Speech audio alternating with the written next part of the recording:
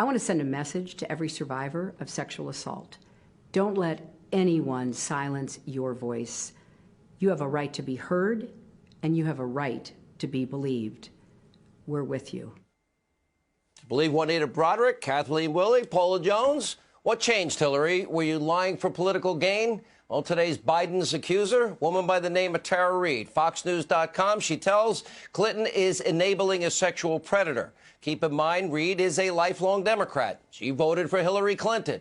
She was a staunch supporter of Barack Obama, so much so that she never went public with this damning information about his running mate. And as of tonight, Reade's allegations have been corroborated now by at least 4 individuals that she confided in shortly after the incident in 1993. Her mother even calling into Larry King Live at the time to ask for advice. Tara Reade has filed a criminal police report. And get this, according to the Daily Caller, Tara Reade is now calling on Joe Biden to release personnel records from his Senate office that she believes will contain a copy of her official complaint about the incident. So is Joe going to be transparent or release those records, or are they being Hillaried as we speak, magically bleach-bitted and disappearing? And will anyone in the Democratic Party or the mob and the media, oh, that's right, all these Democratic potential VP candidates this weekend, they weren't asked a question about it.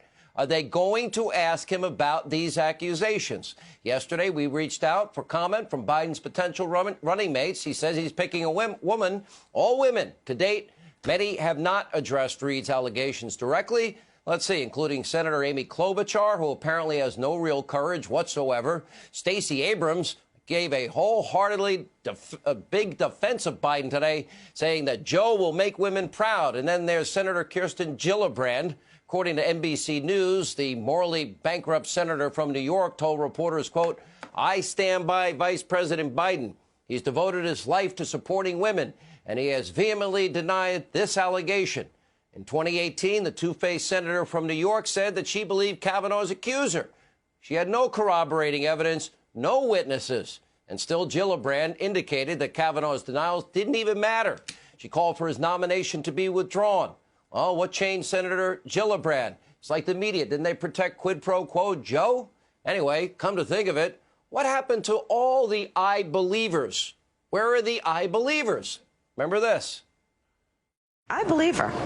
Listen, first of all, anybody who comes forward at this point to be prepared to testify in the United States Senate against someone who is being nominated to one of the most powerful positions in the United States government, that takes an extraordinary amount of courage. Not only do women like Dr. Ford, who bravely comes forward, need to be heard, but they need to be believed. They need to be believed. Let me just say right at the outset, I believe Dr. Ford. I believe the survivor here. There's every reason to believe her. She has come forward courageously and bravely. I believe her. I stand with her. And do you hope she shows up on Monday? Do you hope that she testifies? I don't think she should be bullied into this scenario where it's a he said, she said. I believe Professor Ford. I think she's credible. And I think when the investigation is finished and when she testifies and Judge Kavanaugh testifies, I think a majority of senators will find her credible. Hey, I believers, do you believe Tara Reade? Now, remember, that allegation with Professor Ford was an allegation with zero corroboration, zero witnesses, no police report. Tara Reade, check, check, check, check, check. Hypocrisy reeks. Over in the House, Speaker Pelosi once praised the courage of Kavanaugh's accuser, but is now refusing to say anything about Tara Reade. She's supporting Biden this week. Meanwhile, more sadly, of course, predictable hypocrisy from the mob in your media. Washington Post reported, quote, developments in allegations against Biden amplify efforts to question his behavior. Okay, let's compare that word salad to this headline about Kavanaugh, quote, calls for Justice Kavanaugh's impeachment are mounting. Here's how it could work.